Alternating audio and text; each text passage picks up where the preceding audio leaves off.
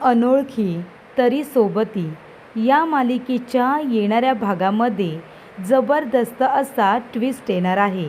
तर प्रेक्षकांनो, इथे आता नवसा आजीने अर्पिता आणि समीर या दोघांना गावी बोलावलेलं असतं. गावी देवी आईची जत्रा असते. त्या निमित्ताने आजीने दोघांना सुद्धा बोलावलेलं असतं आणि त्या निमित्ताने दोघेजण गावी जायला निघालेले असतात.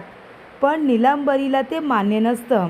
4 दिवस समीर आणि अर्पिता फक्त दोघेजणच. त्या दोघांमधलं प्रेम वाढत जाईल, कमी नाही होणार आणि ते नीलांबरीला होऊ द्यायचं नसतं. त्यामुळे नीलांबरी चक्कर येण्याचं नाटक करून त्या दोघांना थांबवण्याचा, अडवण्याचा प्रयत्न करत असते. पण प्रेक्षकांनो, समीर आणि अर्पिता या दोघांच्याही गोष्ट लक्षात येते. पण या सगळ्यामध्ये सलील त्यांना मदत करतो आणि गावी जाण्यासाठी सांगतो. आणि तेव्हाच प्रेक्षकांनो, इथे आता समीर आणि अर्पिता नीलांबरीच्या नाकावरती टिचून गावी जायला तयार होतात आणि तिथे कुंकुमार्चन हा विधी करून आपल्या आयुष्याला आणि संसाराला नवीन सुरुवात करतात. तर प्रेक्षकांनो, येणाऱ्या भागामध्ये कशा पद्धतीने या गोष्टी पुढे घडत जातात आपण सविस्तरपणे बघूया. तर इथे समीर आणि अर्पिता दोघेजण एकमेकांची काळजी घेत असतात. वटपौर्णिमेचा व्रत आता पूर्ण व्हावं यासाठी समीरने अर्पिताची खूप मदत केलेली असते. आणि त्यानंतर इथे आता अर्पिता घरी येते. तिचे पाय खूप दुखत असतात. तेव्हा समीर खूपच प्रेमाने तिचे पायसुद्धा चेपून देतो. त्यानंतर अर्पिता समीरला म्हणते, लवकरात लवकर आपलं समर्पिता किचनचं जे लायसन्स आहे ना, ते आता रिन्यू व्हायला हवं आहे. कारण मला लवकर आता स्वतःला बरं व्हायचं आहे आणि तुमच्या बरोबरीने आपलं समर्पिता किचन हे पुन्हा एकदा सुरू करायचं आहे. आपल्या घरातल्यांची आणि आपल्या घराची संपूर्ण जबाबदारी मला घ्यायची आहे. तेव्हा समीर म्हणतो, माझीसुद्धा देवाकडे एकच प्रार्थना आहे की आपलं जे काही आता लायसन्स आहे ते रिन्यू व्हावं. आणि सलीलला ती जबाबदारी दिलेली असते. सलील येतो तेव्हा समीर विचारतो, काय झालं सलील, आपलं लायसन्स रिन्यू झालं का? तेव्हा समीर जरा त्यांची गंमत करतो आणि म्हणतो, दादा, मी गेलो होतो त्या ऑफिसमध्ये.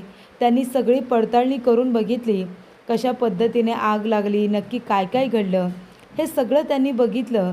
आणि दादा, त्यांनी आपलं लायसन्स, तेव्हा समीरला वाटतं की कॅन्सल केलं म्हणून, पण तसं झालेलं नसतं. त्यांचं लायसन्स हे रिन्यू झालेलं असतं. आणि ते ऐकल्यानंतर समीर आणि अर्पिता दोघांना खूप जास्त आनंद झालेला असतो. आणि तेव्हा प्रेक्षकांनो, ही बातमी सांगण्यासाठी समीर अर्पिता आपल्या घरामध्ये आलेले असतात.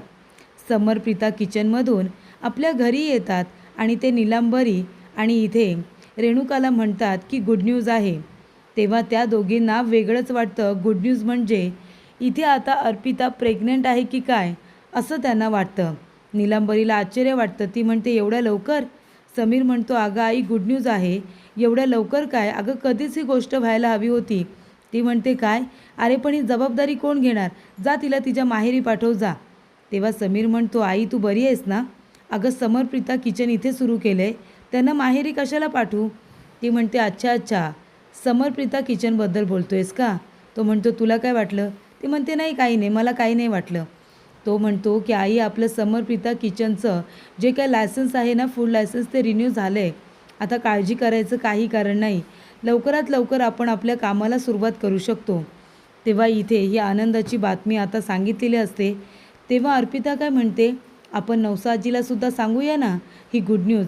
तेव्हा तो म्हणतो, हां ठीक आहे, सांगतो. तेवढ्यात नवसा आजीचाच फोन आलेला असतो. तेव्हा इथे आता नीलांबरी म्हणत असते, ही म्हातारी पण ना 100 वर्ष काही आपला पिच्छा सोडायची नाही, 100 वर्ष जगल. तेव्हा समीर फोन उचलतो आणि म्हणतो, नवसा आजी, अगं कशी आहेस तू, बरी आहेस ना? 100 वर्ष आयुष्य आहे बरं का तुला. आत्ताच तुझी आठवण काढली होती, तुला आनंदाची बातमी द्यायची होती. ती म्हणते, हो सांग ना, सांग काय आनंदाची बातमी? तेव्हा तो म्हणतो, आपलं फूड लायसन्स रिन्यू झालेलं आहे. लवकरात लवकर आपण आपलं समर्पिता किचन सुरू करू शकतो. ती म्हणते, अरे वा, खरंच आनंदाची बातमी आहे. पण समीर, आता इथे समर्पिता किचन सुरू करण्याची घाई करू नकोस. त्याच्या आधी एक महत्त्वाचं काम आहे, ते तुला करायचं आहे. तू अर्पिताला घेऊन गावाकडे यायचं आहे. इथे आपल्या गावदेवीची जत्रा आहे. तिथे तू ये. मला एक पूजा करून घ्यायची आहे. ती पूजा झाली की मग तुम्ही तुमच्या नवीन संसाराला आनंदाने सुरुवात करा. तोपर्यंत समर्पिता किचन काही सुरू करू नकोस आणि 4 दिवस राहायला ये. मुक्काम करायला यायचं आहे तुला. तेव्हा समीर म्हणतो, अगं पण आजी, इथे आता अर्पिता मॅडम अजून विकनेस आहे गं त्यांना. अजून त्यांना काही ताकद नाही आहे. त्या खूपच जास्त अशक्त आहेत. त्यांना एवढा प्रवास कसा जमेल? आजी म्हणते, हे बघ, देवी आईच्या दर्शनासाठी येणार आहे ना, देवी आईच्या कामासाठी येणार आहे. ताकद तिला बरोबर येणार. तू नको काळजी करू. तिला अजिबात थकवा जाणवणार नाही. तेव्हा समीर म्हणतो, अर्पिता मॅडम जमेल ना तुम्हाला? ती म्हणते, तुम्ही आहात ना माझ्याबरोबर, मला जमेल. तेव्हा समीर म्हणतो, ठीक आहे आजी, 4 दिवसांसाठी आम्ही येतो मग तिकडे. तेव्हा अर्पिता म्हणते, बाबा मी जाऊ ना? बाबा म्हणतात, हो जा. नीलांबरीला ती काही विचारतच नाही. तेव्हा समीर म्हणतो, चला मग चला.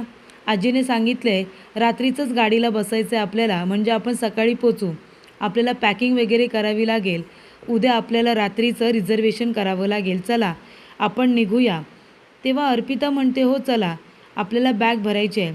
तेव्हा बॅग वगैरे भरण्यासाठी तिथे निक्की आलेली असते. सलील मदत करत असतो त्यांची बॅग भरण्यासाठी. आणि तेव्हा इथे आता निक्की म्हणत असते की देवदर्शन पण कराच तुम्ही, पण त्याचबरोबर एकमेकांना वेळ द्या. 4 दिवस तुम्हाला कसलंही टेन्शन नसणार आहे. तेव्हा तुम्ही दोघेजण एकमेकांना जास्तीत जास्त वेळ द्या. ती म्हणते, हे बघ निक्की, आम्ही देवदर्शनाला चाललो आहे. ती म्हणते, हो, देव काही तुम्हाला 24 तास म्हणणार नाही आहे पूजा करा किंवा पकडून ठेवणार नाही आहे. बाकीचा वेळ तर तुम्हाला असणार आहे ना. त्यानंतर सलील म्हणतो, नाहीतर काय, तुम्ही इथे हनीमूनला जाते असं समजा. तेव्हा समीर म्हणतो, तुम्हाला दिली आहे ती जबाबदारी पार पडा. समर्पिता किचन आहे ना, त्याचा सेटअप तुम्हाला अगदी पहिल्यासारखा करायचा आहे. व्यवस्थित सेटअप लावा, ठीक आहे ना? तेव्हा निक्की म्हणते, तुम्ही अजिबात काळजी करू नका जिजू, तुमचं काम होऊन जाईल. तेव्हा नीलांबरी आणि रेणुका त्यांचं बोलणं ऐकतात.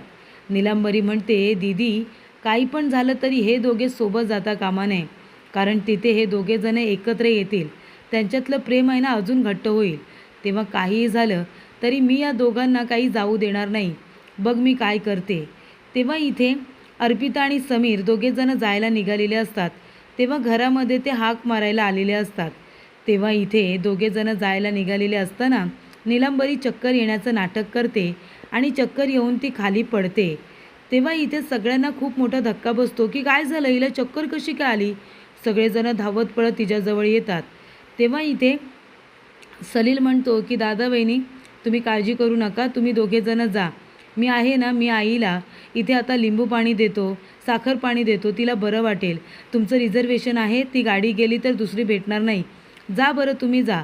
तेव्हा इथे बाबासुद्धा म्हणतात की जा म्हणून, कारण त्यांना तिच्या प्लॅनबद्दल कळलेलं असतं. तेव्हा इथे आता बाबा समीरकडे बघतात, डोळे मिचकवतात आणि त्याला म्हणतात की तू अर्पिताला घेऊन जा. तेव्हा तो इथे आता आईला म्हणतो की तू तुझी काळजी घे, रिझर्वेशन आहे तर मला जावं लागणार आहे. जास्त तुला बरं नसेल ना तर सलील मला फोन करेलच. तेव्हा तो अर्पिताला घेतो आणि सरळ आता तिथून जातो.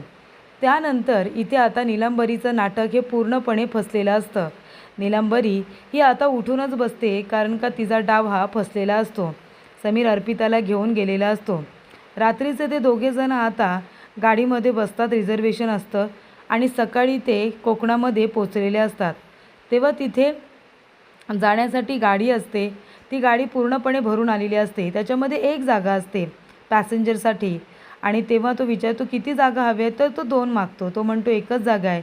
मग आता अर्पिता मॅडमसुद्धा आहेत, त्यांना मांडीवरती घ्या ना साहेब, असं तो ड्रायव्हर म्हणतो. तेव्हा इथे आता समीर अर्पिताला आपल्या मांडीवरती घेतो आणि मग तिला नवसा आजीच्या घरापर्यंत घेऊन जातो.